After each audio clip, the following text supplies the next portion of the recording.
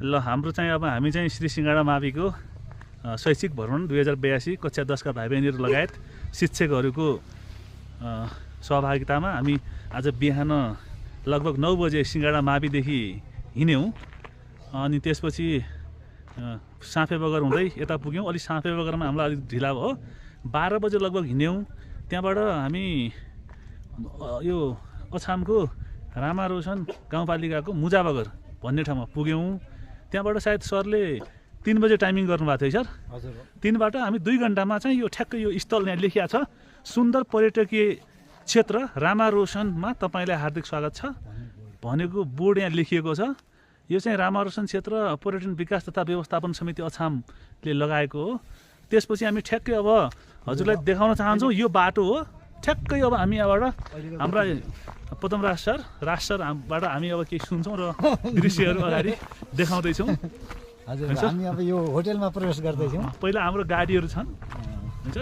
एउटा यो जिप भयो, 2टा, हामीले 3वटा भ्यानहरू भनौँ बुकिङ यहाँ, किनभने गाडी आउँदैन यता, यो स्थलमै पुग्छ।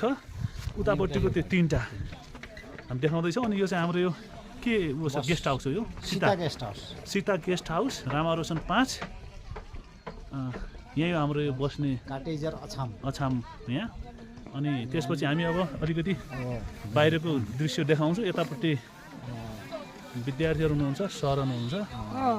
सर हामी यहाँ पुगेको सरलाई पनि हामी सर के भन्न चाहनुहुन्छ? एकदम यो ब्लग हो सरको, युट्युब च्यानलमा जाँदैछ। अब यो रामारोशन भनेको त साँच्चीकै एउटा पर्यटकीय क्षेत्र रहेछ। हामीले अब त सुरुवातमा छौँ अहिले, हामी गन्तव्यमा अझै पुगेका छौँ। भर्खरै होमस्टेमा भर्खरै पुगेर हाम्रो खाना बस्नुको व्यवस्थापनमा केही सरहरू खटिरहनु भएको छ। अनि सरको पछाडिपट्टि एकदमै त्यो सूर्य भयो सर, एकदम सिन पनि असाध्यै राम्रो है, साँच्चीकै सन्ध्याकालीन सिन। साह्रै पुरै त्यो जिल्लाभरिको भन्दा पनि अब यो सुदूरपश्चिमको पुरै एरिया यहाँबाट देखिने राम्रो देखिरहेछ। यात्रा चाहिँ अब एकदमै सुखमय रूपमा हामी सरलाई पनि विशेष धन्यवाद दिन चाहन्छौँ, किनभने कार्यक्रममा सहभागी भइदिनु भयो। विशेष गरी होटलको बारेमा सबै विद्यार्थी सरहरू साह्रै एक्साइटेड छन् यहाँ पुग्दाखेरि। तपाईँलाई काममा पनि एकदमै विशेष धन्यवाद किन दिन चाहन्छु भने सरले चाहिँ यो होटलको बारेमा इन्क्वायरी गरेर कता के मेसो मिलाइदिनु भयो, त्यसमा हामी आभारी छौँ। र त्यसै गरी हामी यता पनि देखाउन चाहन्छौँ। यो